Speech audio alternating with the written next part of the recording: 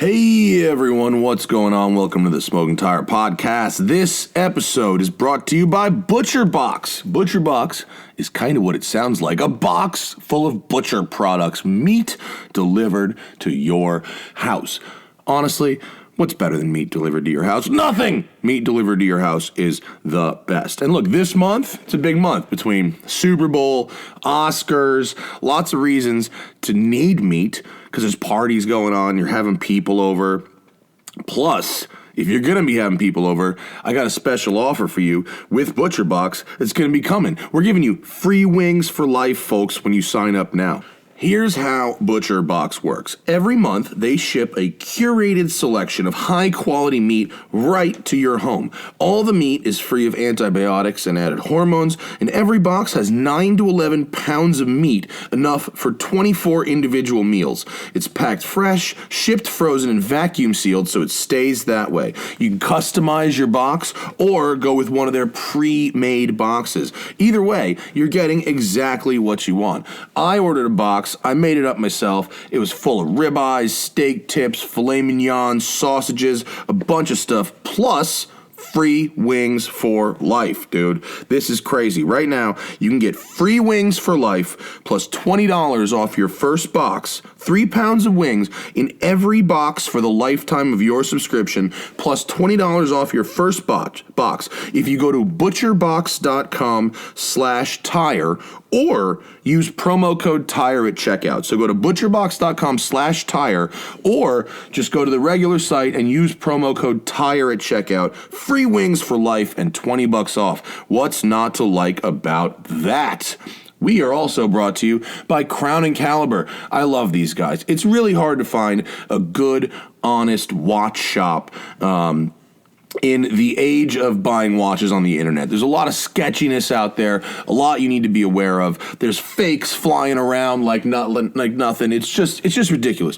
Crown & Caliber, I love them because A, they're a totally legitimate business that only deals in totally legitimate watches. And if you buy a watch from them, whether it's a new watch or an old watch, they sell both, it's going to be working. It's going to be the watch that was in the photos that you looked at. There's no baiting and switching, none of that. There's no sending you watches that immediately need service. If something is wrong with one of their watches, they have a limited mechanical warranty and they will make it right. They've got technicians on staff at all times that can handle this kind of stuff.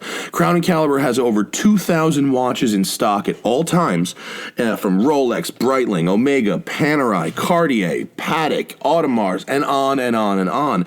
And if they don't have it, they can probably find it. You know where they get those watches, folks? They get them from people like you who trade them in or sell them to Crown & Caliber. That's right. They buy, sell, and trade watches. So maybe you want to get out of an old watch you've got, get into something different, upgrade, downgrade, side grade, what have you.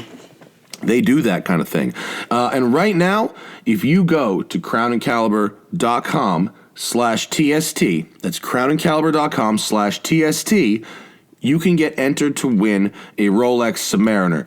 Rolex Submariner is sort of like the M3 or the 911 of watches. It's kind of ubiquitous, but it's just an incredibly high-quality item that is a must for any proper collection. And if you go to crownancaliber.com/TST, they're giving one away, folks. Also, if you want to buy something at Crown & Caliber, write this down. Code TST175. TST175. That'll get you $175 off your first watch from Crown & Caliber. That's it. All right, on this episode of the show, my old boy Ralph Guerra is in studio. He writes for Internet Brands, which owns a bunch of different sites, and mainly he's at racingjunk.com right now, which is a fun place to be working. He's also a stand-up comedian who tours all over the country. He has owned 3 Ford Taurus SHOs, which automatically puts him on the running for weirdest and most interesting people of all time. We are covering a lot of ground on this show, but I love having him in studio. It's Ralph Guerra on the Smoking Tire Podcast. We're in the world. We're in the cloud. We exist. What's happening? Good, man. You look great, by the way. It's the Smoking Tire Podcast. And thank you, Ralph Guerra. How many LBs you down? I don't know. I don't go on scales. It fucked me up. Wow. I'm going to go on a scale, I think probably at the end of February. You look good too, man. Thank you. It's the tequila. It's the There's no anorexia and calories. the tequila. Yeah, it's good for you. Yeah. It's the only alcohol that's like an upper, so you get a lot of exercise afterwards. Honestly, it's bad news bears sometimes because it's just like you have one drink, you're like, yep, I can go for hours. Like, Tequila is my friends that do cocaine. It's their drink of choice. yeah. Way to call me out, Matt. No, but I don't think of you as a cocaine doing friend. I have friends that I put in that category. Yeah. And they always go for the Cazadores. Always. Yeah, I'm not rich enough to have a cocaine habit. Well, they're in that category because they have T-shirts on the back and team logos that are like cocaine, team cocaine. No, you know like what? softball. That uniform is the T-shirt hoodie. John Varvatos, Varvatos T-shirt hoodie, and then those leather bracelets that have the sort of fish hooks that connect them. Oh my gosh, Oh man, that's the team. What's the team. cocaine? It's more than one. What's the cocaine car? Like if you're a cocaine car? Anything like on the- Sunset Boulevard. Yeah. It's got to be a G-Wagon or a Range Rover, right? A loud, fast SUV on big wheels. yeah. In LA, anyway. Yeah. In other cities, there could be differences. Like, what do you like? The cocaine car in Houston is different. You're right. You're right. Hellcat. Yeah. That Hennessy Well, Jeep. Or a It dog. depends on the level, of course, right? Yeah. Good point. Or the what are they called? Slabs? Is that what they do in Houston? Slabs, yeah. right? Mm-hmm. With the things, with the fucking, with the scaffold, the scaffolding that come off. Slabs, right, Zach? Where when you turn a slab into in motion. When you drive a slab, I think you're swanging. Swanging? Swanging, I think. I think you're swanging. Yeah. On the Yeah. Smoking Tire podcast on a Thursday. Hi, Ralph Guerra. Welcome Hi. to the show. Hello. We're opening with swanging. Look at that 300. Oh man. The 300. Look at the fucking Cadillac with reminds like me of Longhorns. the villain in like the Little Rascals, like driving next to the car, like trying to fuck up the other derby. Right. No, those are meant to shred shit, I think. But apparently those are legal in Texas. I really like that second one down, the Eldorado Opera convertible with the spare tire in the front there. Oh, yeah. That spare tire thing, I mean, not the funky swanging rim, but the spare tire is factory. Dude, in that Vogues, Yeah, of course. too. Those Vogues, sick. car. I love that shit. Oh, that's a Texas cocaine. Is that Vanilla Ice? Dude, that's Is he Paul the Wall. slab god? That's Paul That's Wall. slab It's Paul god. Wall? Oh, yeah, sorry. Paul Wall lost a lot of weight. Is that really Paul Wall? That's really Paul Wall. He yeah. does look thin. Yeah, and the people's champ. But take a left to Vanilla Ice. Did you see that he apparently owns and has had restored the... oh, yeah, good call, Ralph. That is Paul Wall. Can you pull up a picture, Zach, of the Vanilla Ice 5.0 Mustang restored from the Ice Ice Baby video? Apparently, Vanilla Ice is going to Cars and Coffees in Florida in this thing. I fucking He had love a show. I bet he had like an internet show kind of. I remember him. He was like, this is like from the 90s. He's like breaking down like Cosworths and stuff. Like, Really? Yeah. No way. Swear to God, I mean, he's yeah. got the house flipping thing, and he Yeah, I definitely makes bank flipping houses. But he didn't really know about cars, so he's like, how much HP is that bitch putting out? And some British guy's like, But I don't know where he got it back from or if he owned it the whole time, but apparently it was restored. It's restored to IIB spec. Yeah, Ice Ice Baby spec. What was he have the ponies? Pony I rims really on there? like it's got the 5 stars. I like the Momo steering wheel the most, though. The Momo steering wheel is, those 5 stars. yeah. Those are American Those are- racings, I think. Or Right? are those Celine's? They No, maybe might they're- be Celine's.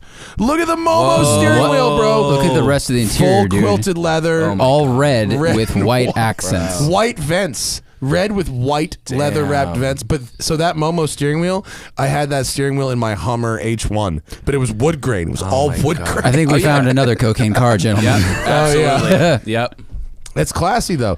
Oh, you like how he did the round gauge update from the SN95, the fully round gauges? How about that? I mean, those are still. I mean, they're still not great gauges, though. No, they're not, but they're better. I really like that Vanilla Ice just has this. It makes me go Rob Van Winkle. Yeah. Because he's got, look at, whoa. Oh my okay. God, that's the engine. So Supercharged. He's got a blower on it, but then he's also got this white kind of engine cover that just really covers up the entire, Except the blower.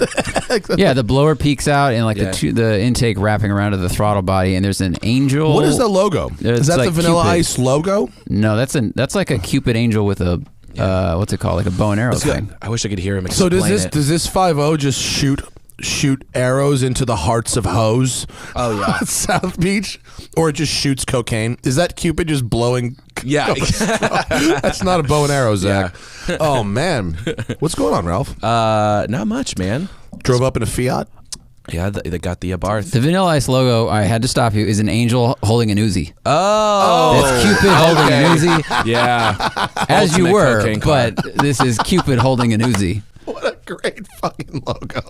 And look, it's an angel with Vanilla Ice hair and baggy pants holding it. Oh my goodness! Also, it's flying and shooting up. Right. Good point. It's What an is it shooting It's an at? anti-aircraft angel. Fucking Icarus, you dick. Get away from my house. This goddamn Icarus. Icarus always flying a drone over my house. Yeah. Eating my gold tulips. Sorry, I interrupted, but that was No, I amazing. mean, you interrupted talk about a Fiat, which is really I open know. for always The interruption. moment I bought, Is it an E? It's the Barth. Oh, it's an Abarth. The moment I bought it, I was just thinking of all the times of you just driving around the ST, being like, "It's the better car."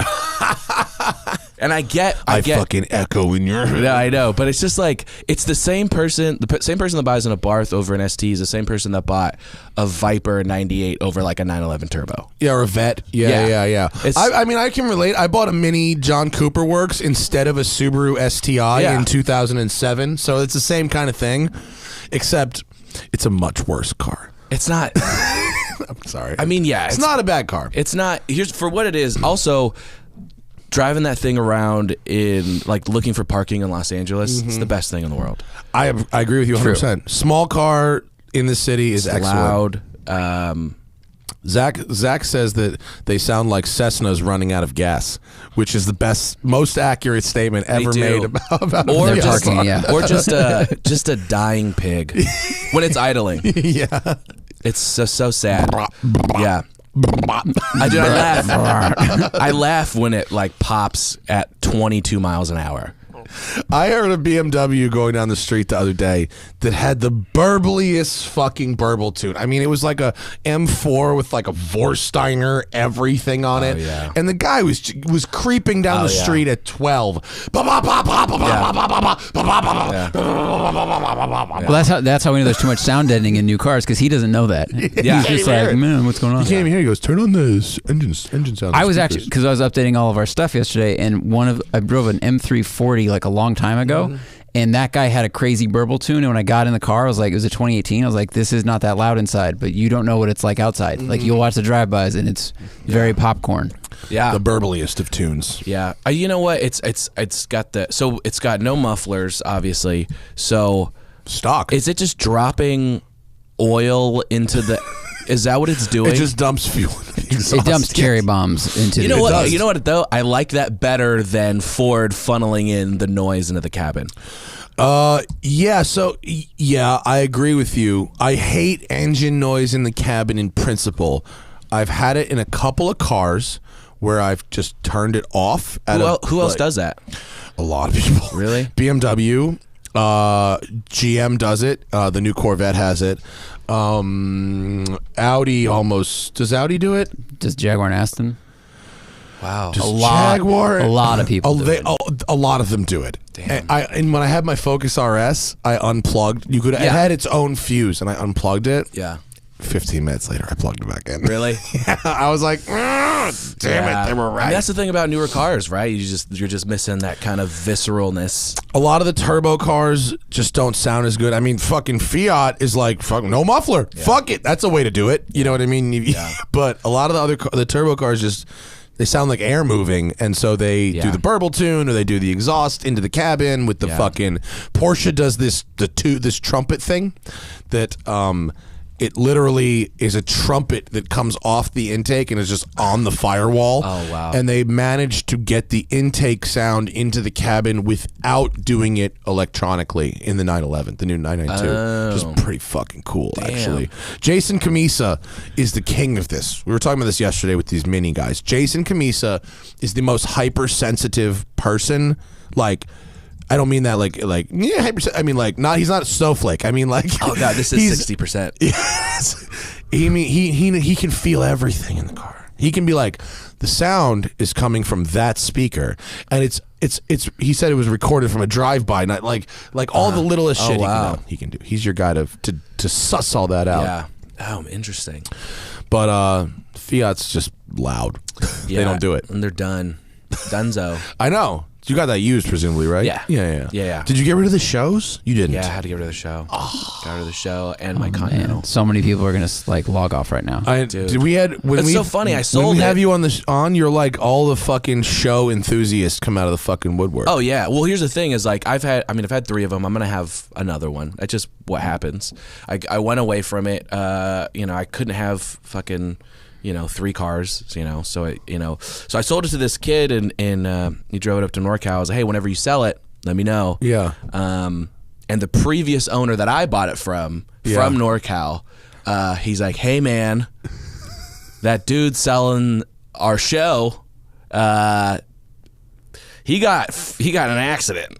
So really? The rear quarter panel was like all fucked up. Oh, no. I was like, yeah. So he probably didn't want to. Yeah, no. Well, you don't want it now either. I don't want it now either. Yeah. Yeah. There'll be more. Yeah, exactly. They'll come out of the woodwork. There's gonna be barn find shows.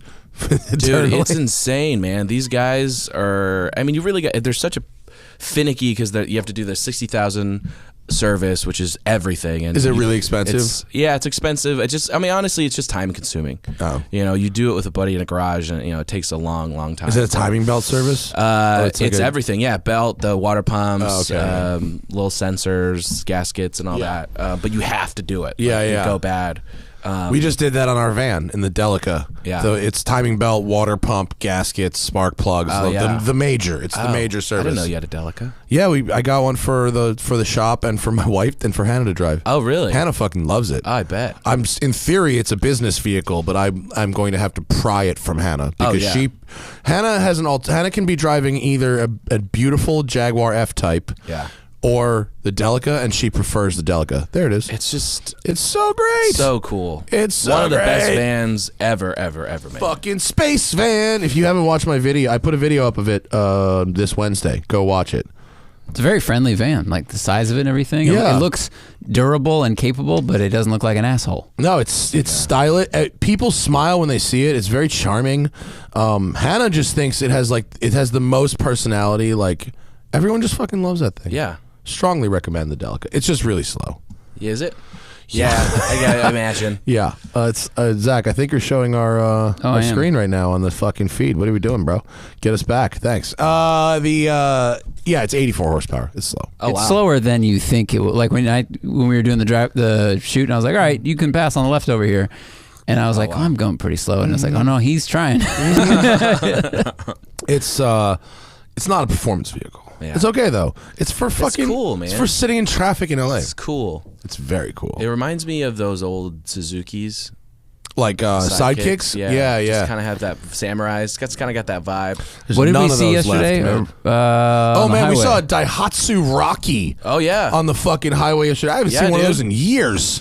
You'll find those on Craigslist for $1,200. Always? Oh, It's yeah. always $1,200. There's one of them. One guy sells it. It's the same one. And he sells it to the other guy. I think that one's it. It's Yeah. like, dude, I was a soft top. They're rough, man. Yeah. Ugh. Look at these look at the wide body. That's like, is that the Dakar homologation? Hey, man, I'm kind of into it. Do you guys remember all the old rap videos where the dudes were pimping out the sidekicks? Sidekicks? Hell yeah. Those were so funny. I think the taste of rappers' cars is over the years is real funny because they went from sidekicks and mini trucks to 6'4" Impalas, Yeah. and then kind of into mainstream cars just with huge rims, Yeah. and now it's just like full on luxury cars, Full and then like now it's like Chirones. Now it's like you got to Yeah. be like Bugatti, Bro, status. dope. In my my apartment building, Lil Pump, who's this rapper, Oh yeah, I'm coming home late from a show at like 2 a.m. and he comes out of what's the top Rolls Royce? Like a Phantom. It's a Phantom. Yeah. He like stumbles out of the Phantom so high, like parked in a handicap spot. He wasn't driving, his buddy was driving. And I look up, I was like, what the fuck is Lil Pump doing in my vision? Yeah. In my apartment building. And apparently, I don't know why, maybe he just owns a place there because it's right next to LAX. Yeah, he probably And has good taste in vehicles. Is that him? Yeah. He does drugs. Yeah, man. That is someone who does real drugs. He is often. drugs. That person is drugs. And that's a mumble rapper? You know what? I swear to God, the last time I was here, we were talking about Lil Pump. Really? Because I have, because now it's coming back to me.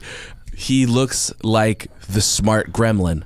Oh, yes. We did talk about that last time. That's so weird. It's cyclical. Yeah.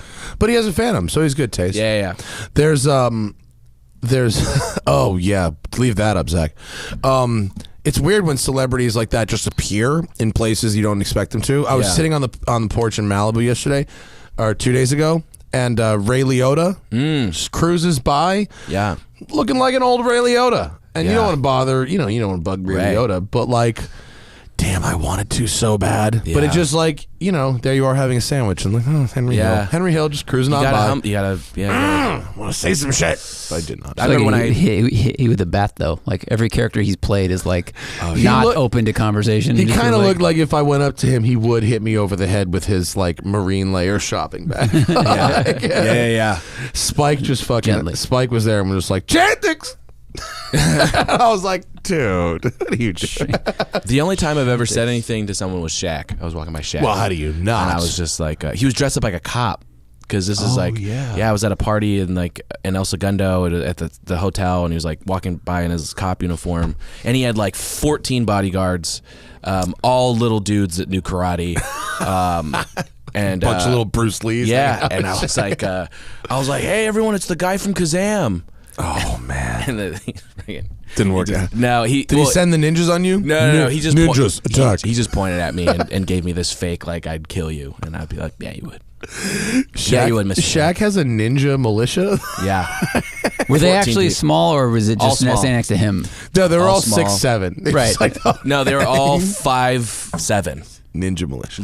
Ninja militia. Shaq kind of is a cop, isn't he? Like a deputized something or other. Yep, he's some kind of cop.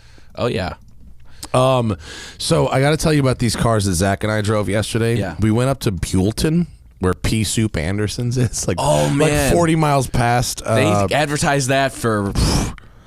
Boy, it's all wasted. No, I've eaten there before, though. It's gross. The problem is it's in a spot where there's way better places to eat there. Yeah. There's 14 better places right to eat. in the heart of wine But none country. of those places bought a billboard every 100 miles. No.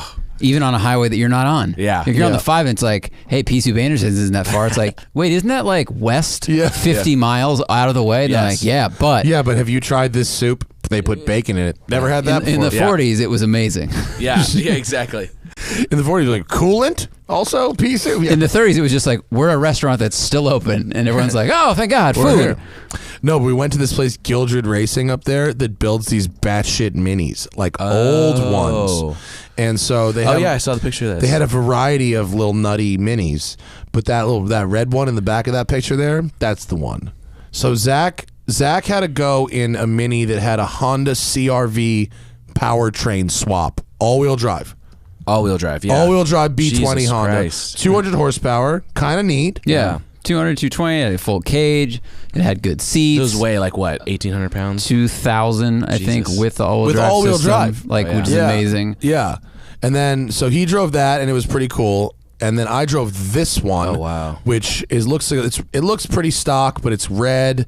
Well, but it's red. Yeah, Matt, you're a fucking genius. But it's got kind of it's got wide wheels and wide fender flares on it. Is that one all-wheel drive? No, it's rear wheel drive. Whoa, dude. It is rear engine, rear drive, and it is a Rotrex supercharged 3.5 liter Acura V6. With a 6-speed manual. Oh, man. And a limited slip differential, and it makes 500 to the wheels. And the car weighs 2,000 pounds with heat, air conditioning, touch, keyless go, and heated and cooled seats. And the guy was kind of like, who built it, was kind of like, I mean, he didn't sound fucking like Down syndrome. Like that. He was like, look, this thing has a monster engine in it, and it runs 10s, by the way. It runs a 10-second quarter mile. And he was kind of like, I wish it was lighter. Like, it was 2,000 pounds and 500 horsepower. And he's like, we could probably take 200 or 300 pounds out of it. I'm like, please don't. Yeah, don't. You don't need to. Because it has like a suede interior. The engine cover in the back is covered in suede. Like, it's a really, really nicely done car. And if you're not on the throttle, it's actually reasonably refined. Like you can have a conversation in there. Right, but if you sneeze or breathe and touch the gas or the brake or the steering wheel, it because it's so short. Woo boy. It's fucking so crazy. Do you have the raw on this computer, Zach? Can you play just like a couple seconds of raw? I could get it. You have to get. Is it handy? Is it worth it? I don't know if it's worth it. I think it's worth it. It's probably worth it. Zach can find a couple. But so stock wheelbase. What's the wheel? 86 inches. 80-inch wheelbase. Oh wow. Okay, 500 horsepower with the engine in the back. So the steering is so twitchy and fucking shady, and they're doing their best. It's in development, but it's really hard work to drive it, and so I wonder what made him go with that engine choice. I mean, it's just crazy. I think. It is a motherfucking experience, dude. I mean, I had a lot of adrenaline for about half an hour to 40 minutes after riding it and driving it briefly, and just the ride next to Matt. Zach drove it too. Nuts. Hey, I mean, I drove it, and then Zach drove it. When Zach came back from driving it, he was like, you did a really good job of not talking about how fucking much work this thing is to drive. Yeah, no, I had a real appreciation. You are a better driver than me, and that it's not about that, but it's just But honestly, it solidified there's this smoothness that you kind of obtain as you get better and better and better, and it showed, because when I got in, I was like, all right, this thing looked pretty manageable. I think he's just more used to sketchy and cars. let off a little bit or move. You go to shift, and the weight changes on the hand because it's short wheelbase with big tires, so it changes direction real quick. Yeah, when you lift and you load up the weight on the nose, and they put, they've got a cooling system, they've got the air conditioning, and they've got a fuel cell in the front, so there is something up there, but you have fucking really changed the weight distribution, and so when you lift, especially if you're on it, you know what I mean? Yeah. And you're reared back, now you lift, and it's and it does one of those, you know what I mean? It's really, really, really, really gnarly. And it's really, really fast, but it's a really great experience of fast. New cars today feel are real stiff, and they kind of just squat and go, and it feels overly sprung and everything. And this had a really nice gentle sag to the back, and then stopped and just set and just fucking tore space-time apart and just moved through air molecules. It was so good. For a car from the 70s, I mean, I don't know if I've been in a car that's that old that goes that fast. Oh, wow. I mean, even... Yeah. Oh, that's not true. I was in Josh Kalis's Camaro. Josh Kalis's Camaro had 1,400 horsepower. Yeah. That went that fast. But this thing... This jumps out at you, different fast. Especially because, if you think about a Japanese V6, it doesn't have a big cam. It's boost based, right? So at idle, it's quiet. It's a fucking quiet little V6. It's whatever, and even it off light, but you get into the pedal and it's hellfire. It's fucking great. So the throttle response, even if you just... Are you going through homie's iPhone videos? Okay, we found one. Yeah, that's the fastest thing I could get. All right, yeah. Here, listen to this little flyby. And this is a car. This car worked, man. He just handed over the keys. He didn't no special instructions, nothing. Is the sound up?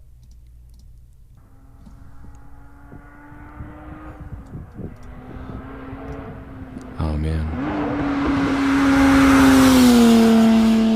It's a nice little sound. Yeah. It's a very good sounding V6. Yeah.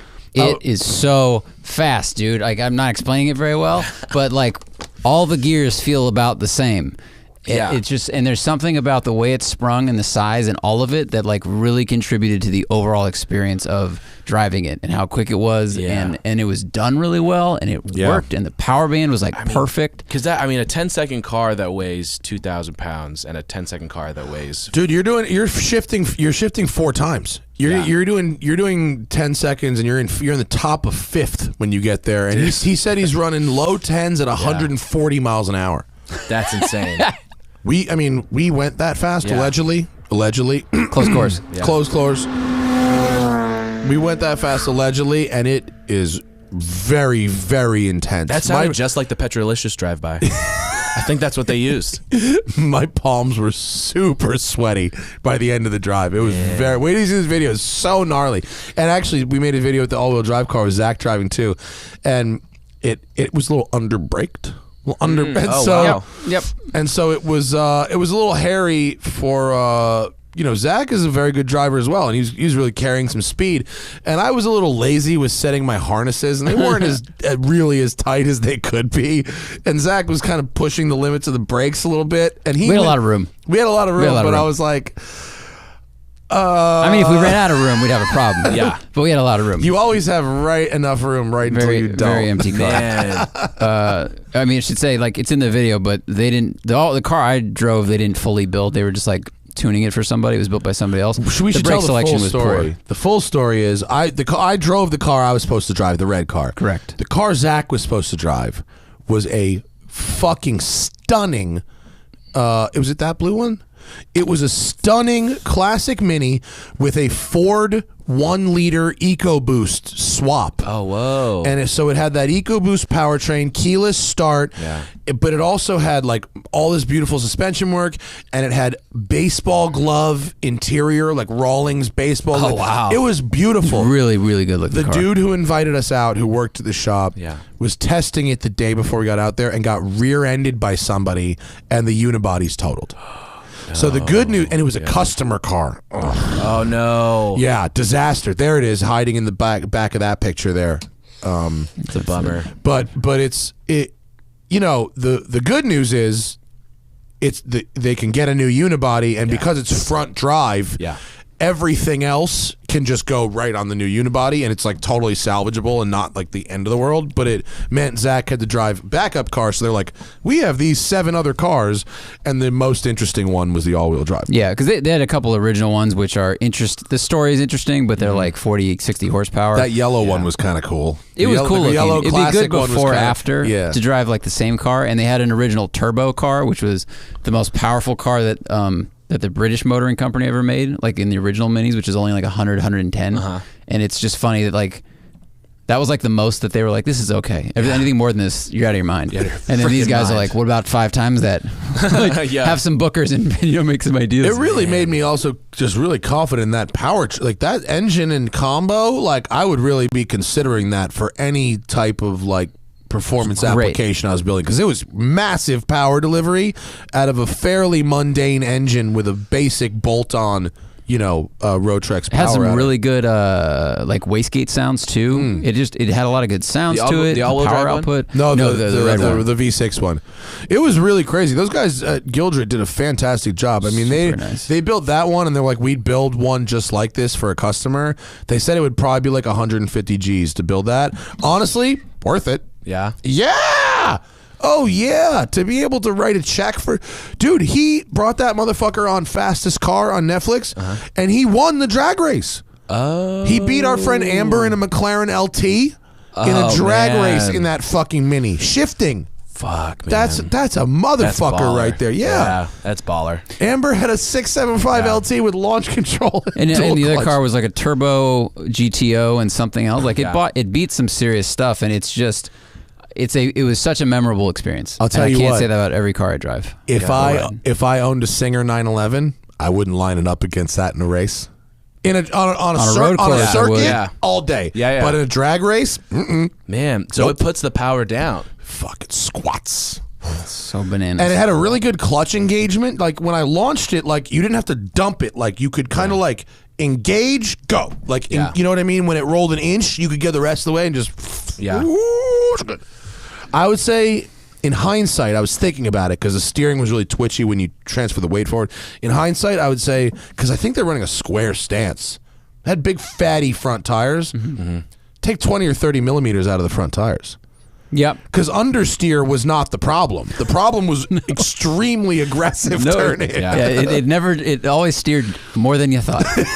It had plenty of steer. It's like we're all full on steer. Yeah. Like, do you think your 930 turbo is just too mundane and sedate?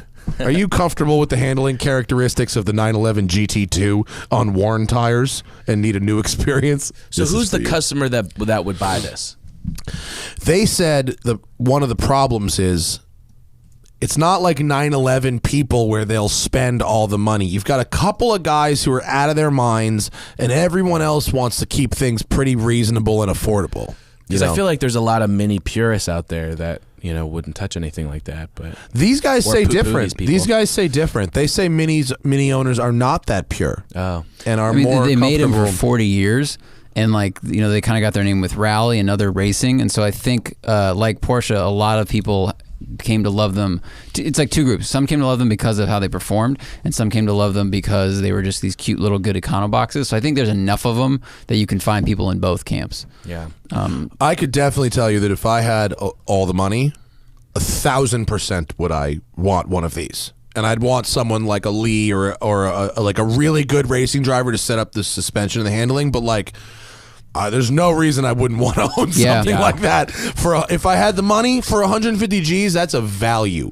I'd like to drive one with like a really good front engine one that has 150 to 250 horsepower to see what that flavor's like. Because I think the rear engine, it feels great. It's really cool. But I would just be curious what they feel like when they're. But it's kind of not a the little more formula, traditional. Right. That what would have been great for that? The 1 liter. It would have been. Yeah, it would have been. It was really sad. Yeah. Homie, literally the night before we went there, sent me a picture of the car with. It didn't look that bad. Like the rear hatch was kind of smashed in, and the taillights. Yeah. Like it was definitely drivable, but it was fucked. It was not the kind of thing you would feature in a video. And then the next picture he sent was him in a hospital bed with a neck brace on, because like no headrests. Oh no! You know what I mean? Old Mini, no fucking headrests. Brutal. But these guys were, as they were a class act, man. They really were. I really respected what they were doing up there, and they really put a lot of pride and finish behind their products, which I really appreciated. And they said the next move is to build a new powertrain. They like this V6 setup a lot, but apparently you can get a Honda K20 or K24 with this Rotrex on it and make almost as much power, but like 150 pounds less, and still put that in the back. Yeah. Which they say is possibly the better setup. It might have less effect on the weight transfer. Fucking nuts, dude. Really nuts. Really cool. Highly recommend if you get a chance to go check these guys out there in Buellton. Oh, there's the all-wheel drive car, isn't it? Or is that the 1 liter? No, it's actually. Isn't that the all-wheel drive? No, similar paint scheme. They're in Buellton, which is kind of in the middle of nowhere, but it's by Solvang, and you can go drink wine. Grab and some pea soup. Pea soup. It's by the emu farm. Okay. You know the emu farm? You can go pet emus and shit. Whoa.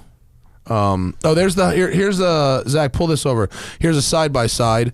The blue car that Zach is driving. That's the all-wheel drive car. It's got, the fenders are like twice as wide as the 500 horsepower one, which is kind of nuts. Yeah. It's about 2 to 3 inches longer. They hit it pretty well. Well, yeah, they channel that front bonnet and they extend the nose like 3 inches to fit the all-wheel drive. So, I mean, you'd have still to park tiny. one next to another Mini to tell the difference, though. Yeah. Can you play the drive-by? You got the audio? Sounds like a Honda. Yeah, sounded good, man. I'm into it. Yep. I've only ever driven like kind of a regular Mini. I've never driven a crazy one, and so I really appreciate it. But an old one? I've driven an old one, yeah. I really like the way they look. I'm real into too. it. I'd never driven an original one or a classic one like that before, or been around them like that. But I liked how roomy it was. I mean, it was a little tight when Zach and I were like next to each other, but I was in that red car by myself, like totally decent. Yeah. You had so much headroom. Yeah. You had lots and lots of headroom. Lots of headroom, lots of leg room. And it had those really great 80s Recaro seats with the basket weave headrests. Yeah. Oh my God, so comfortable. It was really nice. When they made the car, the idea was it had to fit 4 people, but they wanted to be 4 adults specifically. So it wasn't like a 2+2 where it's like, oh yeah, and behind you can sit a tiny teacup poodle, and that's a child. It's like 4 adults. I mean, your knees would be up a bit if you're behind a tall person, but they still, that was their Brits goal. too, more taller brand. Not like that's true. Fiat's really. Let's put 2 Italian guys in the back. Very like, true. We're good. 5'7". Yeah, the average height. Yeah, very true. What a cool day that was. I really like that. It's not off. Oh, there's the baseball glove leather seats that Zach didn't get to sit in, but look how nice that is. I mean, that's fucking fantastic. Really good leather work. Oh, there's a whole thing. There's a whole unveiling happening. There's a whole thing happening there. Man, so tiny. They're so little. Have you been out anything cool recently, Ralph? I did. For what? For Like in cars? Cars? No. Have you been in any interesting trim lately? Ooh, different question.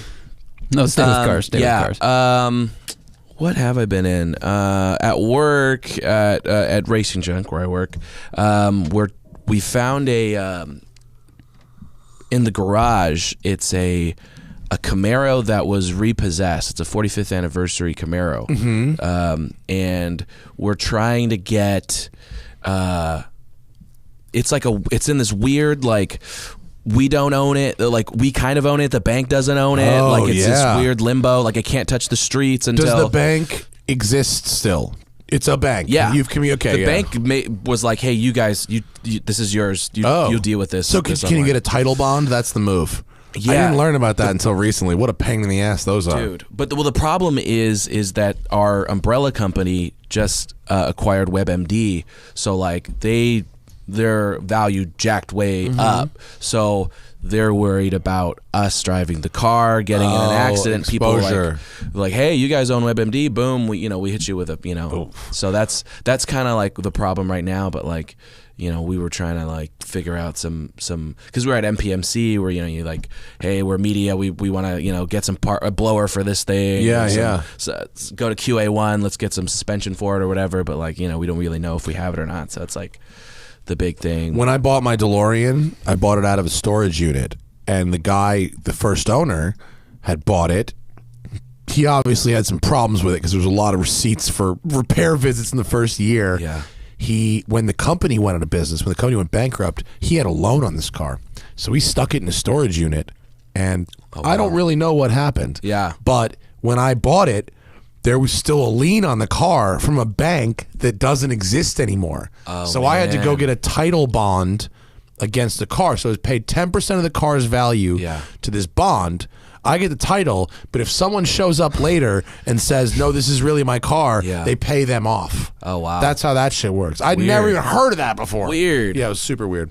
For people who've never heard of what Racing Junk is, because I know what it is, it's awesome. What's Racing Junk? It's primarily a classified site, right? So, they sell everything from, race cars, tracks, trailers, parts. He did say tracks, people. There are tracks. There's a dude on the site that's trying to trade his private island. He's been trying to trade it for so long, the car keeps changing. It was like a G2 RS. Like if you type in, I want to trade my island for a G2 RS. Type in island in the search, and he keeps changing the car. Yeah. So these is want to trade. He wants an Aventador. Oh my God. So this guy wants to trade his island for an Aventador. Private island for sale, 3 acres, survey ready for development, south of Dunlawton Causeway, in Florida. $1 million valuation. He puts it out. See how much island you can get with a Countach. Bro, I'll trade for his island. Wait, this is $1 million island, but he'll trade it for a 2019 Aventador. Why won't he just buy a fucking Aventador? I mean, Aventador is $400,000. What are you doing? I think the price is just whatever. I think he's just like. I like that you can buy one of the most interesting check things. Out that hauler. That thing, people love this hauler. Haulers. One of the most interesting things I've ever found on Racing Junk is an entire race team. Oh my God, that's my favorite. Yeah, where it's like 2 cars, 10 engines, a transporter, 15 sets of wheels, and it's like $35,000. Yeah, yeah. Like, get me out of this immediately. This is a great site because, like, I don't know. Before I found it a long time ago, I didn't really think of. Where do people get like funny cars? Like, I guess they just build them, or they go to the funny car store, and it's like you got the categories on here. What's a great search term on Racing Junk, Ralph? Like funny car is a good one. I mean, I always go to there's other monster truck. Oh yeah, other's got to be a great place to fucking look. Other racing items. Other racing items. Oh, dude, the people put the weirdest shit on here. Oh my God, I love it. It's hilarious. That's like a truck. Oh, we'll go to racing apparel. You can just go down and it has everything. Oh yeah, just all kinds of people put the most CO2 random shit. Bottles, wheels. I'm sure someone's got a track. North Star Speedway. That's a track, right? Yeah. North Star Speedway, Palmer, Alaska. Alaska. Pull that up. Some Alaska track racing? in Alaska. $749 grand. We were talking about this last facility. week. That dude Cletus McFarland bought a track in Florida. It seems like it's a pretty crappy track, but fuck it, it's a track. Oh, dude, yeah, it'd be so fun. What's up with that? What's up with this track, Zach? For 900 G's in Alaska, and This looks is like literally the only photo. who sells a track without a picture of the track? the guy before it, I think. Fucking has. dumbass. There's a different ad here. Sandia Motorsports. There you Oh go. wow, look at that. Oh man, Yeah. 2.4 million. That's a real track. That's got a road that's several course. tracks. There's an oval. There's a dirt track. There's a skid pad. Wow, I love it. I love when people go like, "We got the shack stand. You hook up with some chili dogs, some chili burgers."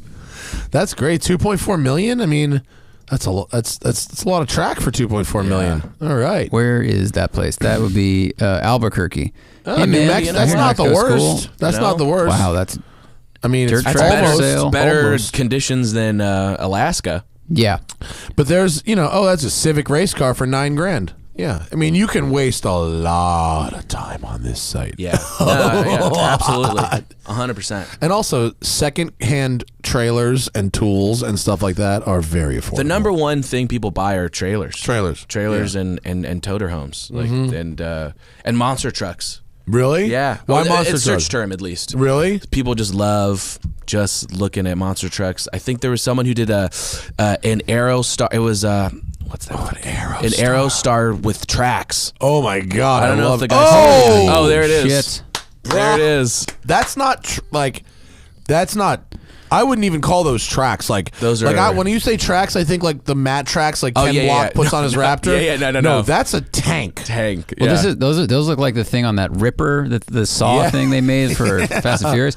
But the ad just says tank, 110,000. You click on it, and then it's a white Ford Aerostar van with giant angry tracks on either side. Oh my God, that's amazing. yeah. Well, bravo to whoever the this fuck is- built that. this Check is out the very twin, real. Oh the my big God. block. Wow, blown. it's a fucking giant Chevy motor. It's got. I think it's that's it's hysterical. at least two. Are there two of them? It's at least I two guess, motors. Yeah, it would be right. Yeah. Wow. I think there's a picture of it. Very light on Motors. details. It's kind of funny. That's just- really I mean, you crazy. kind of just have to show the picture, and you either have the money or you don't. Wait, it says from famous racing team you all know. I think it's Bigfoot. And I think then it's restored, I think it's Bigfoot's team. Restored but I by could be wrong. overtime. That's. I just went to Monster Jam a couple weeks ago for the first time ever. Oh, really? Yeah, it was pretty fun. Wow, it's a flip top. Jeez, cool. I just went to Monster Jam for the first time ever. It was pretty cool. Yeah. But it's about 30 exciting minutes stretched out to 2.5 hours. Yeah. And also, there was an overtly political swipe at Colin Kaepernick before they started, which I Yikes. thought was a little cold, especially for Los Angeles. Yeah, but I mean, everywhere outside of I know. Los Angeles, Right. is, I then found out that it's a Disney property, basically. I then found out that there's 8 Monster Jams that operate around the country. What a dope name, too. They have a really interesting business model, which is that they rent baseball stadiums all winter. So they've rented like Dodger Stadium for a month, and they do like 20 dates over a month, and in between Monster Jam they'll do like Supercross and these dirt, and it's all these series, and so they fill the stadium with dirt for the entire season. I mean, everyone wins. Everybody wins. Everybody wins. It was kind of cool. I mean, the freestyle portion of They're it was pretty cool. amazing and insane. Yeah. Like the stuff they do now. I mean, if you follow like Hoonigan on Instagram or Son of a Digger, we filmed a bit for Drive on NBC Sports this past year where Spinelli got to drive a truck at Monster Jam University. Like, it's 1,500 horsepower, and there's no training car before that. They're just like, and we're like, how different is this from the actual competition truck? And Tom's like, same frame, same stuff. Like, same engine. It's just a lot of it is like spec for the competition. It doesn't seem like a training sport. It's kind of like, hey, you want to get in and fucking go? Let's go, dude. How Take many some times bookers. are you comfortable rolling? I mean, really, I think doesn't there's have a that fire level, extinguisher. and then there's like you watch Son of a Digger where they'll like land in a jump, and then the front wheels come up, and then they can like I don't know, hit the brake and then turn like a nose wheelie and then just inch forward. Like you're staring at the ground. Holding 1,500 horsepower, like just delicately and they're dancing. moving. They're just tiptoeing, man. It's cool, but they could condense. Well, They here's the could thing: really- it's for people that put down 15 beers. It's not for people that sip on bookers. And their sub 5-year-old children. Oh, yeah. Yeah, that's pretty much. just wow, 85 G's for that fucking Send It old school. Into it. So that's a full-on monster truck with like 18 shocks per corner. Yeah. And it's called the Alberta Outlaw. It's like an old school like 40s body. Love it. 85 grand, man. Yeah, man. It's a good time. You need like 6 people to run it, from what I've seen. But do you need why do you need 6 people to run it? I mean, not you need people to like help you. Start like maintain it. Everything's very big. I took a photo of the bolts on that thing. Like they are like this microphone stand. They're fucking humongous. Yeah. Here's a jet truck for 90 G's. Yeah. Looks like a fire truck that's got a fucking jet engine at the back of it. There's a guy selling his, maybe not anymore, but it was a school bus drag racing team. Like, yeah, for like, with you get the whole thing, you get the whole team. Yeah. Yeah. You get the team. You get the whole, like the whole operation or whatever it is. Like to send them to, take it to a middle school and have kids fucking freak out or whatever. By the way, this is the only fire truck I think that really actually accurately represents the name fire truck. Yeah, that when I was 5 years old and I heard that fire truck, I'm like, that's what I imagine. Yeah. It shoots fire at the fire to take out the fire. I like whenever in a movie they talk about there's a fire and they talk about lighting a huge bomb to stop the fire. Oh yeah. There's a lot of monster trucks on Racing Jump. Yeah. I mean, there's really pick your monster truck. I mean, there's so much shit that I didn't even know about, like the swamp drags and like all that kind of stuff. Yeah, like at the Redneck Yacht Club. Yeah. Oh yeah. That's where that's a if you've never heard breed. of that. That's basically where you put like huge tires on your diesel bro truck and drive it through a swamp. Yeah. Mm-hmm. Oh, I'm sorry. Y'all talking about mud racing? Oh yeah. Mud bogger, 30 G's, Chevy Colorado mud bogger. Yeah, you got to see these guys at freaking.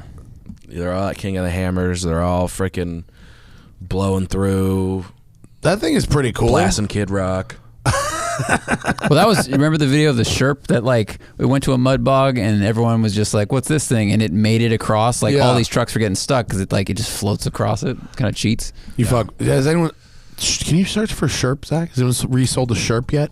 I don't know. I can't imagine buying a Sherp and then deciding you're unhappy with it. Yep, 0 results. Those things. Have you seen the new Sherp Arc? We talked about this in there. So you know what a Sherp is, right? It's like the Russian thing that like floats and goes through like frozen ice and stuff. So they came out with this thing called the Sherp Arc, which turns this 4x4 Sherp into a 10x10 cab and powered trailer that has all the same capabilities that a regular Sherp has. 10x10. It's How much do those go for? It's like 300 grand or something. Okay, that's actually less than I thought. No, yeah, everything about Sherp is way less expensive than you think it's going to be. I thought it was like 800 grand. At least. No. A regular Sherp is $119,000. What? That's it? Yeah.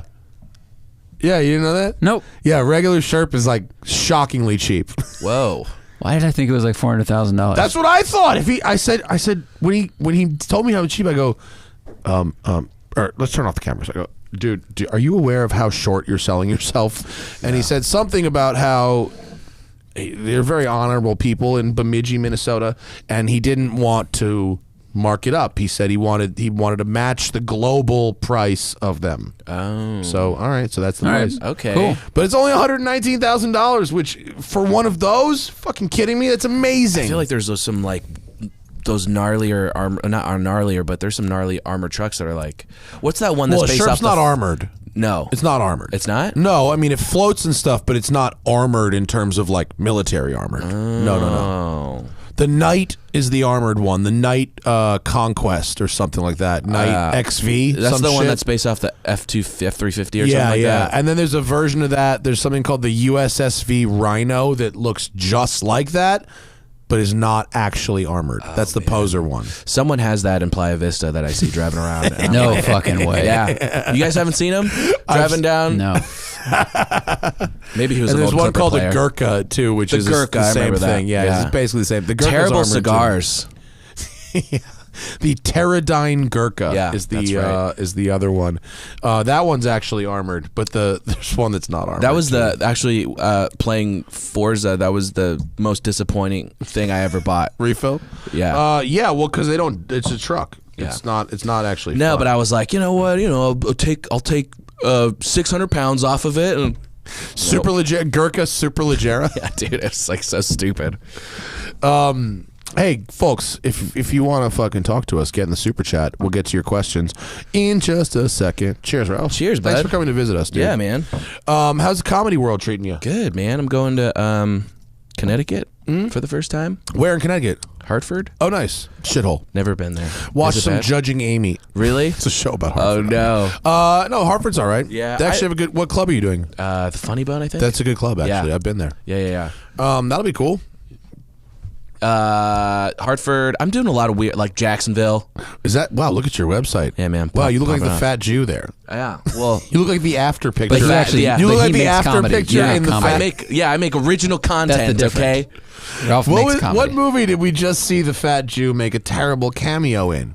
I just saw him make an awful cameo in something. Fuck. I don't know. He was Not in that American Knives Meme Out, documentary, but that was but- something else. Oh, god damn it. He sold White Girl Rosé though for Oh, yeah. $400 million, And now they're which doing I can't a, really discredit him for doing. 400 million? A lot. He like a lot. unapologetically is like, I don't give a fuck. I'm stealing content. I'm doing this, and I'm popping off, and I'm selling rosé, and I'm like, I mean, all right. At least he didn't steal a rosé that we know. Like, No. I was mad about the comedy thing, but I was really glad that the community came out and like kind of squashed his Comedy Central deal really I mean, because quickly. he partnered with I think Paris Hilton, right? yes. Yeah, they worked together. And, Yeah. But now it's like, all right, you made a product, you made a business, totally fine. Yeah. But it was Yeah, like, you get do-overs, just not with that just thing. not with that. Yeah. Just, you know, And some people like, and the comedy community tried hard to cancel him. Like they tried hard, Yeah. like get rid of this dude. Da da da. Like they're trying to like people were like picketing his shows and stuff. And, Oh, like, really? And then, but like you just couldn't kill him. I mean, when you sell wine, when you're a drug dealer, you win. Do you get like worried about that? Because like with like going like because you've been doing this podcast for what 8 years? 9, yeah. 9 years? Yeah, we're. I think is this episode 501? We're episode Yeah. 501 today. You're not like weirded out about like some guy going into the archives and finding some weird shit you said and like No, I'm not. I'm not running for office. I don't true. work for anybody. Yeah. And honestly, I mean, there's some shit that I would probably cringe if we went back and listened to Oh, it. for sure. But Yeah, me too. I don't think I've ever said anything that's that offensive or transphobic or anything like that where I'd really be like, oh God, no. yeah. no, I think anytime we did stuff like whatever that could be looked at badly, I mean, it's kind of appropriate. We're listening to Joe Rogan discussing people accusing him of being transphobic. We listened to this yesterday. Yeah, but he's just with like, Mark yeah, Normand. like he's if you're trying to be funny, we're always on this show trying to be funny, entertaining. Especially the first couple of years, we were like drinking and smoking weed and whatever, and it was like, let's go down this avenue, and if we're all laughing, it's funny, like that's what we were doing. So I don't think any of us are going, well, these were the principles we stood behind and we wrote a constitution about it. It's like, no, that was 3 moonshines in. A lot of people think it's everything's about to switch. Like the PC is gonna start, because it's Hollywood's getting tired of it. Wait. What do you mean?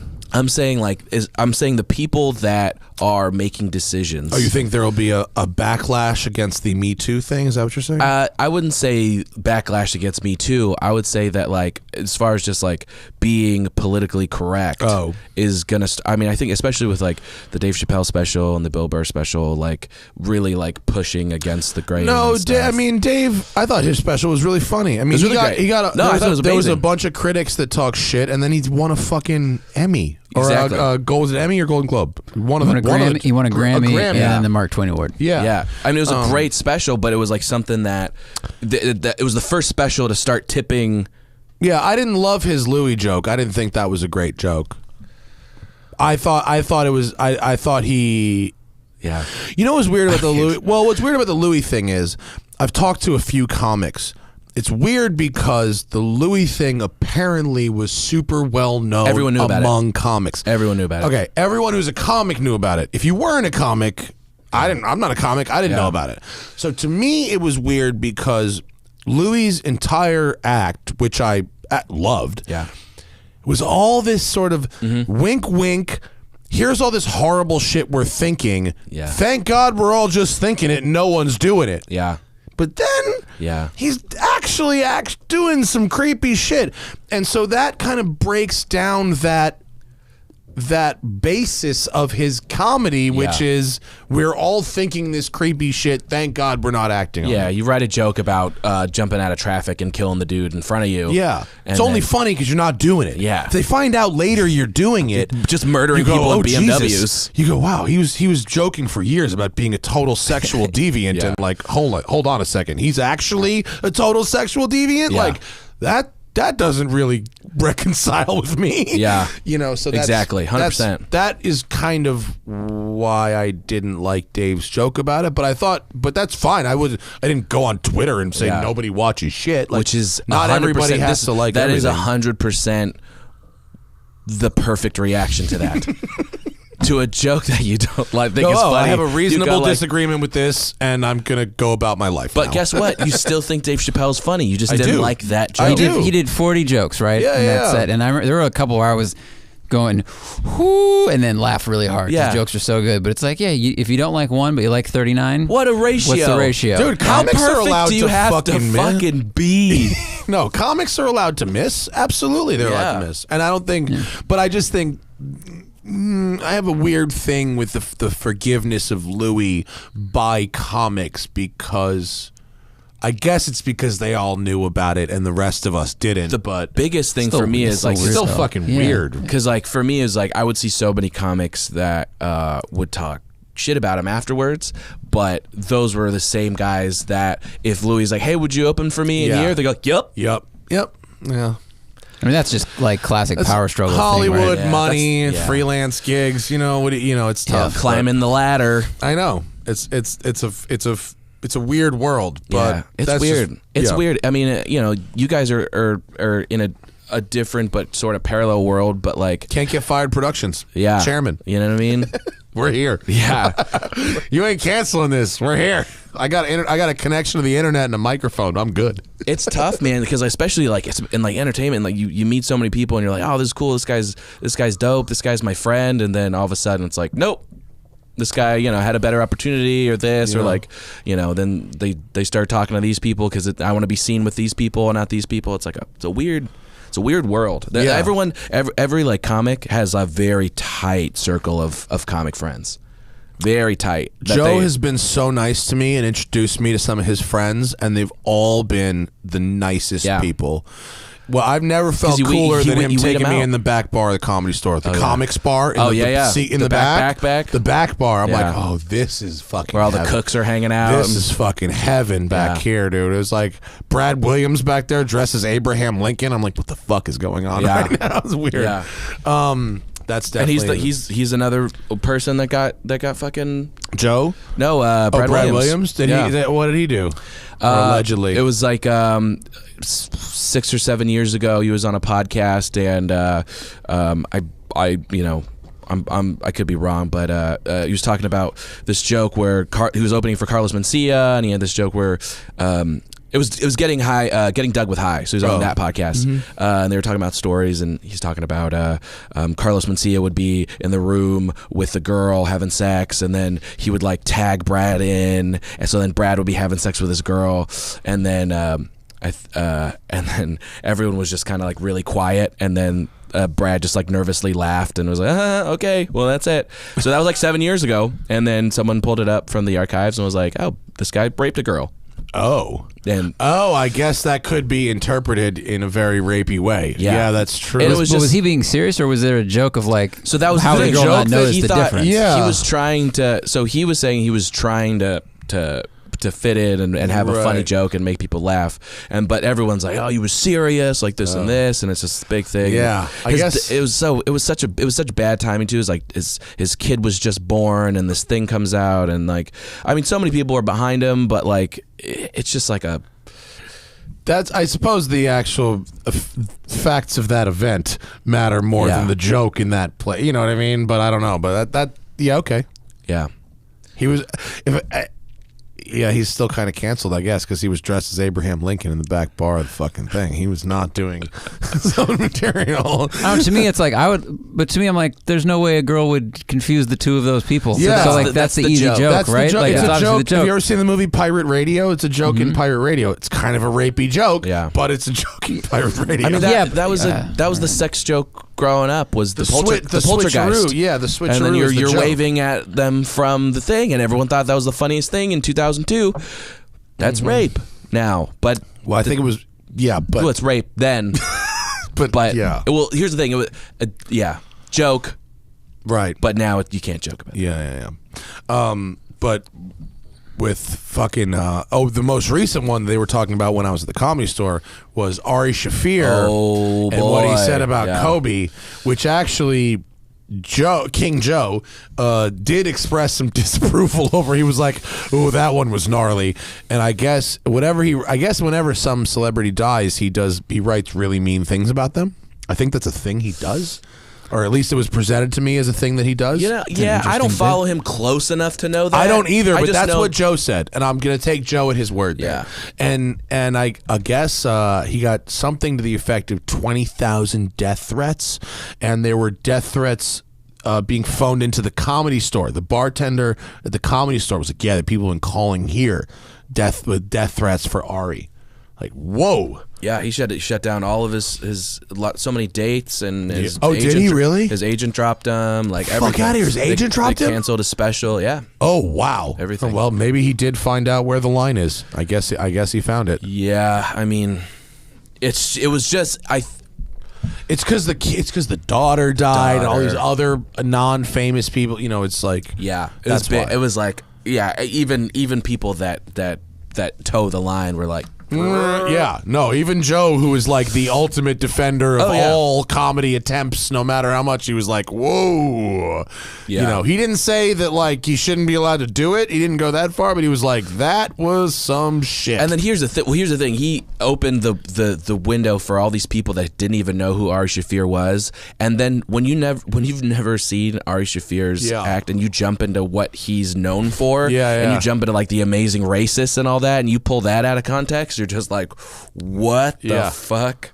Yeah. No, people can, if they pull a compilation video together, it's not going to be fucking good. I played at a comics basketball league with him, and his number was 911. That's Ari Shaffir. That's gnarly. Yeah. He was actually really good. At basketball? He's actually really good. Really? Remember when there was a fucking video of Adam Sandler passing the fucking basketball and it got like 3 million views? It was a good pass, man. He balls. Let's go to the fucking people. What do we got? Was that Joe Leonard? Is that what that says, Zach? Yep. Sorry. I read that name totally wrong. No, you're right. I didn't. Oh, Joe Leonard said Mark Norman mentioned he would be on the podcast on Rogan recently. Will he be joining us soon? He will. I hung out with Mark Norman last week. I didn't want to ask anything of him. I heard him talking about cars on Rogan, and he knew what he was talking about. He knew his shit, and I was like, Joe, give me the number. And so I hit up Mark Norman, and he came out on Lamborghini Exercise Day with me, and we had a lovely little afternoon. And yes, next time he's in town, he's going to join us on the program. Mark was great. Check out his appearance on Rogan. It was very good. He's a fucking funny guy, man. I like that dude a lot. And he knows his cars. He's good. Josh says, I have $7,000 worth of automotive fun money. I've got a stock Fiesta ST I love, and I want to keep it a long time, but I want a bike again. Should I go half on a Cobb Stage 3 kit for the Fiesta and half on the bike, or leave the Fiesta alone and get a nicer bike? Ooh, I like your thought process, Josh. I have to say, we had no regrets on the Cobb Stage 3 package on the Fiesta ST. The one thing you don't want to do with the Fiesta ST is fuck with your suspension. They really nailed that from the factory. We did some things with our suspension. It didn't necessarily make it handle any better. It did make it a little creakier over driveways. Yeah. So the question is a $7,000 motorcycle a way better experience than a $3,500 motorcycle? I guess it depends what you get, right? I mean, it depends what you get. I mean, I think 3,000 is pretty low for a bike. 4 or 5 is where bikes start getting to be like nice. Yeah. So it depends on what. I'm assuming he's talking about crotch rockets. Just if you drive a Fiesta ST, you're probably young enough that that's what you want. Yeah, 3's kind of cheap. What if you did set Cobb Stage 2? Don't go 3. Don't go 3. No, I mean that. Yeah, you're really Stage 2 is downpipe. Like you're gonna get a good amount of power. You just don't have the intercooler, right? That's what you don't get. I believe the difference is the intercooler. I think your top end will be very much improved with stage 2 with a better downpipe and a new tune and stuff. So you'll get like a lot more power and torque, and then you have 5Gs, and maybe you could find something in the middle. Yeah.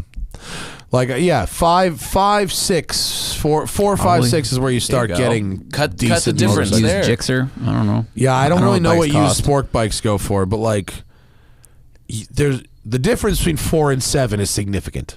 Well, what's funny about bikes is you can spend $2,000 and get like a 1990 liter bike that has 180 horsepower and will go in a straight line like almost as fast as a new one, but it won't turn or stop as well. Yeah.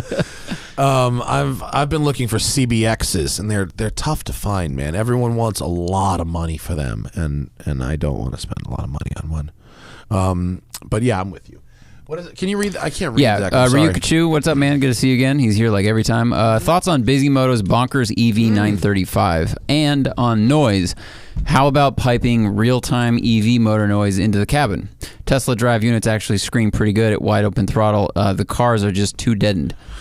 You know, we saw, if you pull up my gram, Zach, I was at Porsche Experience Center last weekend, and I saw Busy's 935. There it is on the right. So this thing is very, very cool. It's based on a 1980, I think, 911 SC, 80 or 81, and he's removed everything, and he's put in a Tesla rear drive unit and a nice battery, and apparently it weighs 2,200 pounds.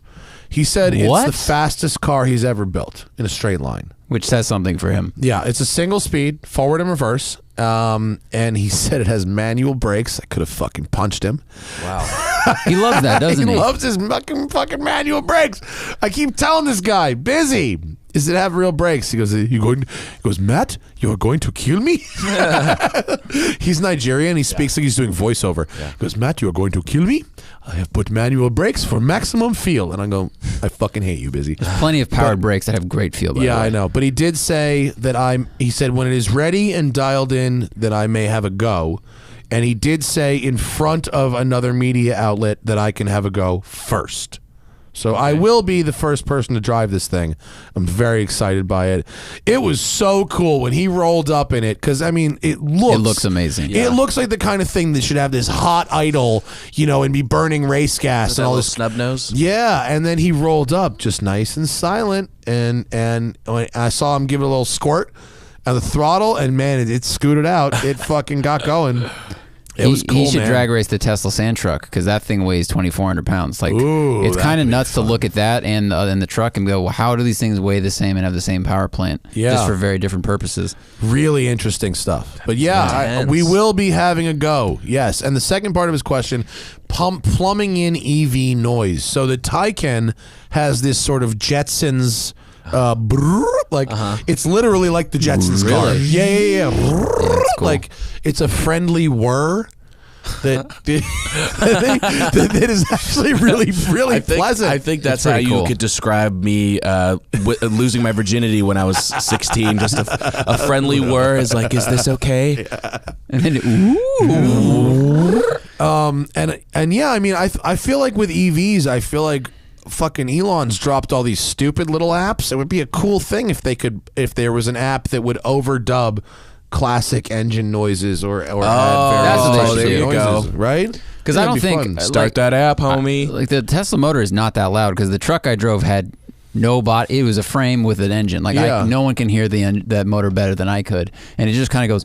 Yeah, like it's not just that like loud. a light gear whine, yeah, right? Very light gear whine. Yeah. So I think someone needs to start like creating those sounds and matching them to your speed and throttle. That's got to be something that's like, how like our friend gets music from that place. Mm-hmm. Like someone could do that similar kind of thing. We can talk about this later. Yeah. Sorry, podcast people, but like let's just say there's ways to extract music from Xboxes. There could be a way to extract audio of cars from Xboxes that were similar, and that could be then patched into an EV's stereo Remember that old system. like sold on TV plug-in where you plug it in your freaking Civic and it sounds like a fucking V8? Yeah. Did that ever work? I never actually saw one being used. I never did either. But that's basically Who's the that thing. guy that buys that? I don't think anybody. Just freaking, just a mud vein I don't know sticker. if Definitely a mud vein. I haven't heard the word mud vein in Me forever. either. VAYNE. Treviso says, what makes a comedian stand out to you? In your opinion, who's the most underrated comedian? Wow. I think the most underrated comedian right now is probably John Mulaney. Oh, he's fucking great. He's so good. He's not... why do you think he's underrated? Because he's quite famous. I think he's famous and he's getting the specials, but people aren't talking about him like they do the other people. Like that's fair. I think he's gonna go down and he's gonna be the GOAT.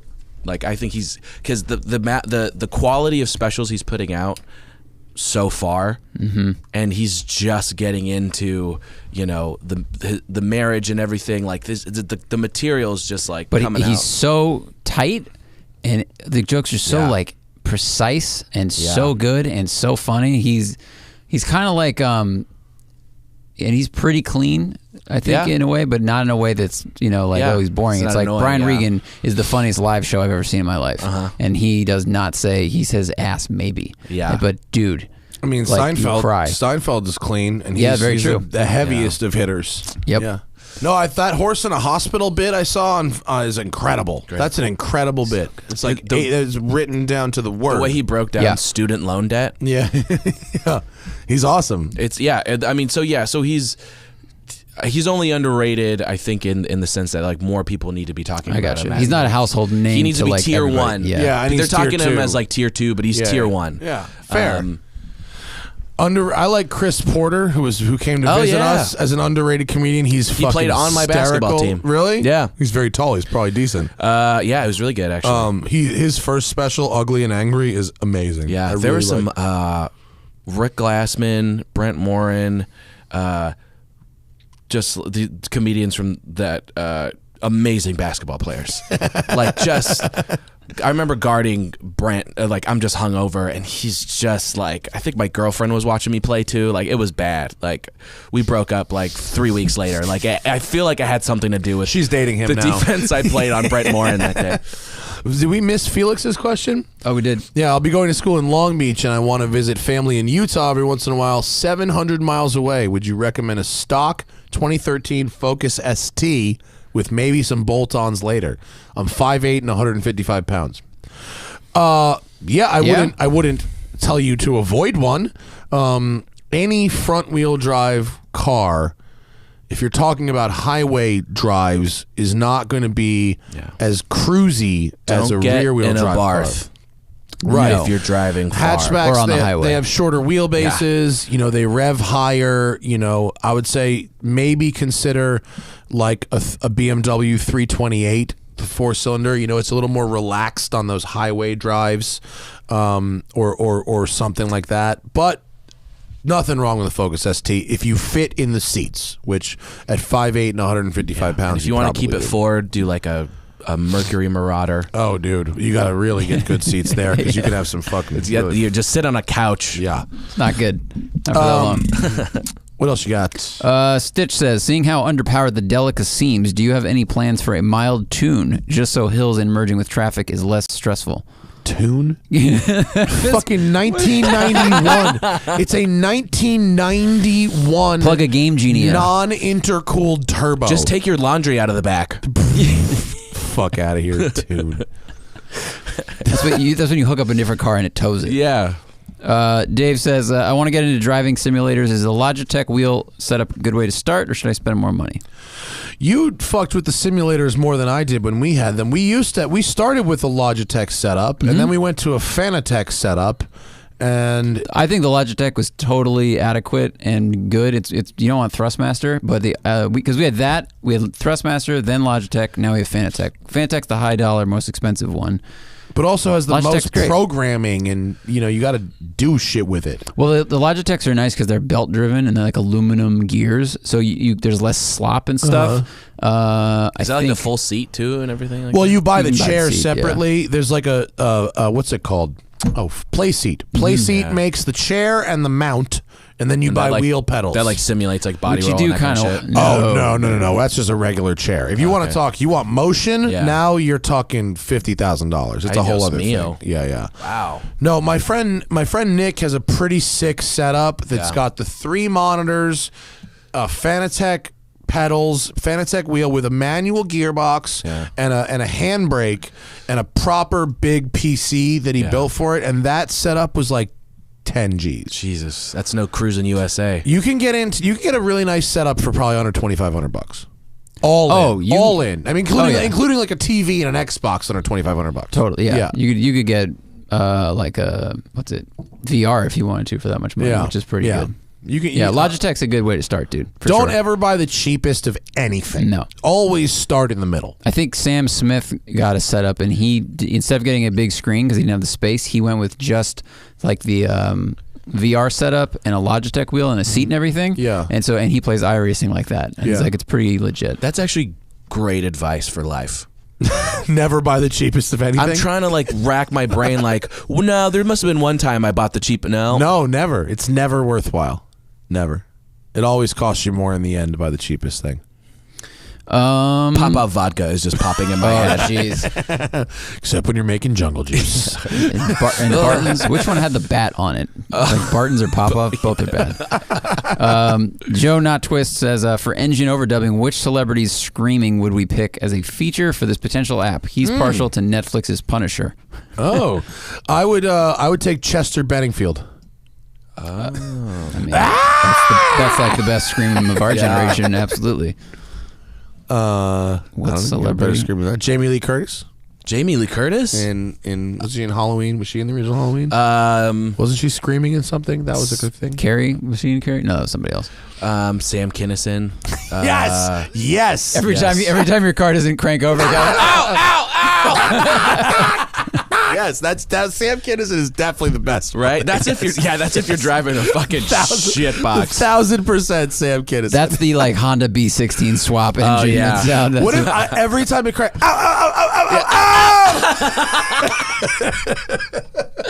Oh man, there's a freaking 19-year-old kid's like, who the fuck are they talking There's about? a joke there, yeah. Go listen to Sam Kinison, kids. And last one, what else you got there? Joe Leonard said, what's the up. best sounding example of each? Inline 4, V8, V10, V12. Oh boy. The best sounding inline 4 has to be the Honda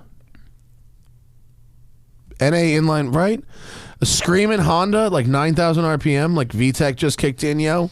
That's pretty fucking good. I think I like the AE86 a lot. Oh yeah, the black top. That's a good one. Black I've also tops heard sound like good. vintage ones sound good, but I haven't driven enough of them, so I don't know. You know, everyone's always like, you got to hear the Alpha, whatever the fuck, or this thing, and I just haven't been around. Alpha enough. GTV sounds very nice. Very good. And hard to argue with Italians. There's a lot of good ones. Alpha Anything with GTV ITBs is going to be good. Mm-hmm. The best sounding V6. Skip over the 5 cylinders, huh?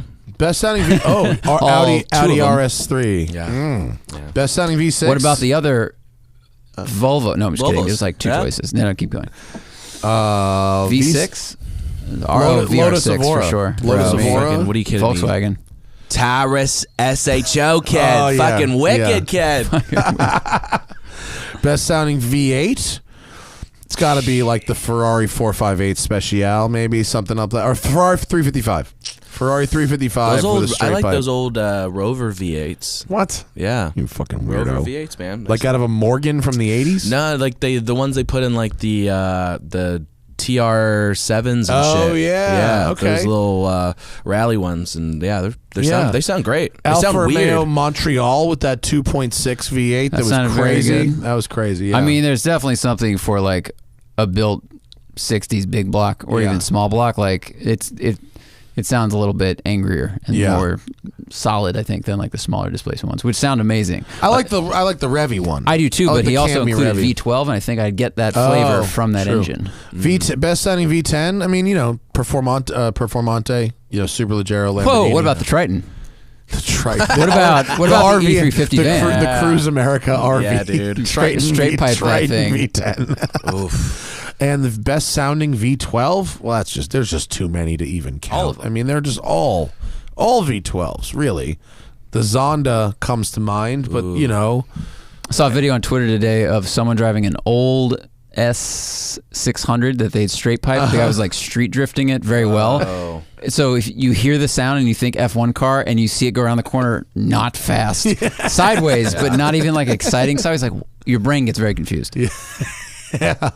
Those things, like, I can't imagine. That's a perfect internet car. It's probably terrible to drive that every day, but it's a perfect internet car for the Zonda exhaust flyby in the video. Yeah. What else? You want to plug any gigs, Ralph, before we get out of here?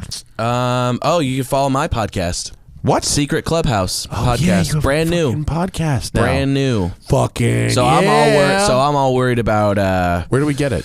What's it, Secret Club podcast? Secret Clubhouse podcast. So what's Spotify, the thing Apple Podcasts. that it's about? So it's me, Samuel J. Comro, James Fry. We take a word from the audience ahead of time, and that becomes our password, and that's what we riff off of. That's a cool idea. We did sports, phobias, fucking everything. How long do you do it for? Like, how long is this improv game?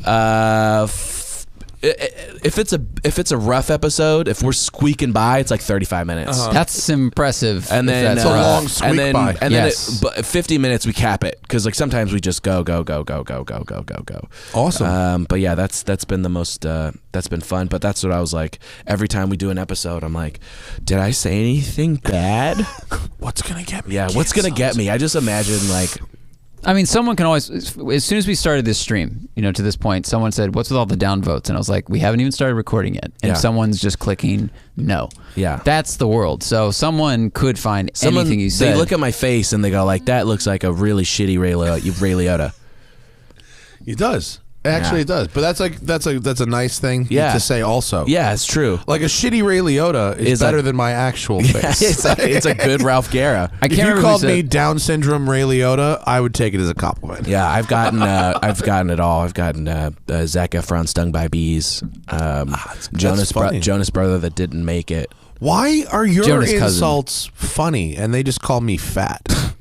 Well, because he's thinking up his own. But right also, now. like, He's making up his own. Who do you insults look like? as well. Huh? Dude, what do people give you things? That You know, look I like? look like every terrible Camaro driver from Kansas with wraparound Oakleys. That's pretty much. People email me and they're like, bro, were you just driving a Z28 in Topeka? Because I swear that was you. And I was like, no, that wasn't me, man. No, He goes, bro, I was it driving a was Firebird it was in definitely you. frickin' And I go, Fort no, Worth. that wasn't me. I'm at my house in Los Angeles right now. And they go, well, you got to come out here because you got to meet this guy. I go, Well, also, "You what track was him down that for guy me." doing? I don't know, bro. I don't know. Driving a Z28. Bro, I hope there's a just guy in- blasting Sweet Home Alabama. I on hope there's a fucking guy repeat. who's fucking saying he's you out there in a fucking. There was a guy who tried to T-top. impersonate me on Instagram. Really? Who just took my Instagram post. Oh, yeah. And then put up new captions. Like, he literally put up a picture of me and my wife with the caption, like, I will love you, as if she was dead. Like, he put up, like, he would take pictures, like random pictures from my Instagram feed and put them up with completely unrelated captions as if they were him. Why? What was his He was goal? Do you catfishing know? somebody. I don't know, but yeah, with your probably- pictures. yeah, basically. That's a big compliment. He had a... Yeah. I swear to God, I wish someone would all the catfish. 22-year-olds that are in his basement right now that just showed up for like a drift signing or whatever. He's like, hey man, for the one take. This exactly. is a weird place to drive. This alley? Yeah. We're meeting here. yeah, huh? we're driving weird. in the garage. We're driving in the garage. Yeah. Okay. Yeah. Yeah. Sure.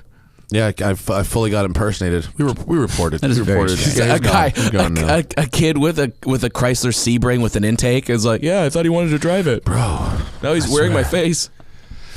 you drove one already that had the hard top, but this one has the soft top. It's totally different. You There's way less. You drove a chest. Chrysler Sebring? No, I just get emails all the time from people that are like, you drove this thing that's very similar got to it. what I have, except for this one difference Yeah. that I swear makes all the difference in the world, but it's been 4 years since you drove that last one. Yeah. So even if it did make a difference, you'd never. I honestly, my favorite thing about the whole one take series in its entirety is the people. Like, here's my the thing. least There's favorite two, part about it. Exactly. There's two types of them. There's the person that's with, usually they have the cooler car, has never had a conversation in their life. They've never talked to Matt just anyone. almost spit They've there. never talked to anyone in their life. And then there's the person with the not as great car that I say they're the Skoda people because they just keep going. They're like, Skoda new radiators, Skoda new suspension system, Skoda new Guerra turbo, Skoda new. It's a good word. Yeah. Well, they're a person that has a lot of time to talk to people. Yeah. Versus the person who's very successful and like a surgeon, and they have the nice car, but they don't have a lot of time to talk to people. Yeah. They're like, hey, can we wrap this up, please? To pick up my wife. And in the spirit of that, we're gonna fucking wrap it up. Check out the Secret Clubhouse podcast. Yeah. With my friend Ralph Guerra. He knows cars. One day he will buy another Taurus SHO. Oh, Don't yeah. worry. 89. Not today. I'm going but first year someday. now. You're going back to the first gen? First year with the wire wheels. Your Not the last wire one was a second gen, though. No, first gen. Have you only had first gens? No, I had, You had a two second gen. gens and a first gen. And why the first gen? I think just look better. Plus, it was beige on beige, so Can't beat it. can't beat that. I mean, it was literally none more beige. It was the most. It was the most beige car they could be. Yeah. I mean, if you want to be a sleeper, you go beige on beige. Beige on beige. And then, have 200 horsepower. I'd love to have that Jeep Cherokee, the Trackhawk 1,000 horsepower in that Jewish racing gold fucking champagne with colors. champagne seats or something. Yep, just brown. Unsellable. Brown gold. everything. Yeah. Oh, I love an unsellable car. The most unsellable car I've ever been around. Worked at a car dealership back in the day. It was an Audi dealer, Porsche Audi. It was an A6. This was the curvy A6. I think they called that the C5. 2000 to 2003-ish. Okay, like the curvy one. The 5-ish. Yeah, the real for roundy A4. one. Yeah. And it was a wagon, 2.8, cream exterior, Okay.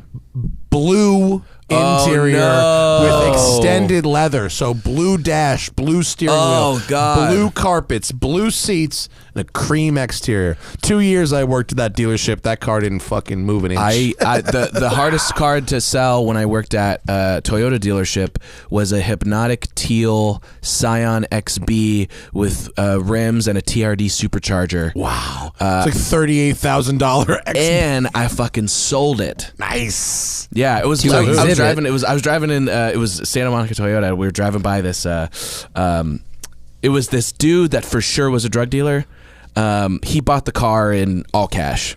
Nice. That green cash. happens all the time. And we were driving down. I think we were driving down like Cloverfield or some shit. And I was like, "Man, look at you in the mirror." He's like, "Oh man, I look good." Reflecting on the Yep. building. A hypnotic teal Scion XB. Yes. You gotta love a drug dealer who doesn't want a subtle car. You know, Yeah, Dude, back in the day in New York, I bought weed from a guy. I won't say his full name, but it was shortened to T.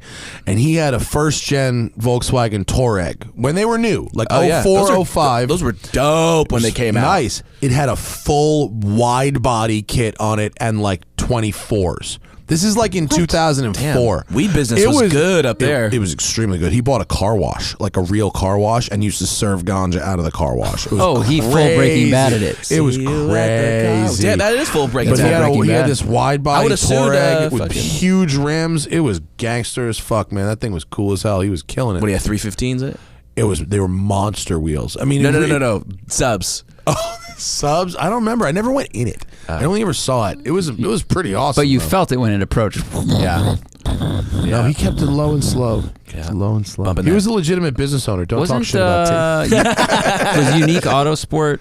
Was that over in the East Coast? Remember Unique, that show? yeah, that was in Long Island. Unique Autos was Long Island. Yeah. What? You all right there? I feel like That's fucking Will. mess. That was Will Castro. Yep. Yeah, he's still kind of famous. No, I feel like they were like one of the first. I don't know. Companies that learned about doing weird mods just because they had a TV show. Yeah. But I wonder if he had his stuff built there because there weren't many people in the United States that could do like a In wide body hindsight, crazy. Yeah, wheel no, I thing. have no idea where that thing came from. In hindsight, I'd like to go back there and find out because it was really fucking cool. It was proper. I'd never seen anything like it, and I've actually never seen anything like it since. It's the only car I've ever seen like that. It was wild. That's the show. Yeah. It's the show. That seems like the show. That was fun. podcast is what you want to promote, right? Yeah. Secret Clubhouse Secret Clubhouse podcast. Get it where you get podcasts. Yep. Thanks for coming in, Ralph. Absolutely. And is it RalphGuerra.com? RalphGuerraComedy.com. RalphGuerraComedy.com. For the tour dates. You got some tour dates. Houston, Jacksonville, San Diego, Spokane, and Richmond. Yeah, I like to mix it up with the good cities with the bad. You decide which ones or which. But May 23rd and 24th, Miami Improv. That's what I'm talking about. Bro, I'm about to be fucking. I'm gonna find my cocaine car down there. That's what I'm talking about. Maybe I'll join you. I need to go to Miami Bring soon. the Countach, man. Dude, that's a photo op. I know it is, but I don't need no fucking photo ops. That's when you have true. the real car, you don't need the photos. Do you know how many people hit me up and like, yo, let's do a shoot with your car? I'm like, I don't need a shoot. I have the car. Yeah. Thanks for coming in, man. I appreciate it. Absolutely. I'm sorry you don't have a show right now. You will. Yeah, I will. I mean the Ford, not an actual television. Yeah. Zach, do we need to plug anything? Go watch our videos. Watch the videos. Watch our the videos. Watch the videos. They're good for you. Until then, the Smoking Tire Podcast is powered by Shout Engine. Get your own damn podcast at shoutengine.com. It's easy. All you need is a microphone, a connection to the internet, bottle of Bookers, and ideally something to say. Good night, everybody. See you later.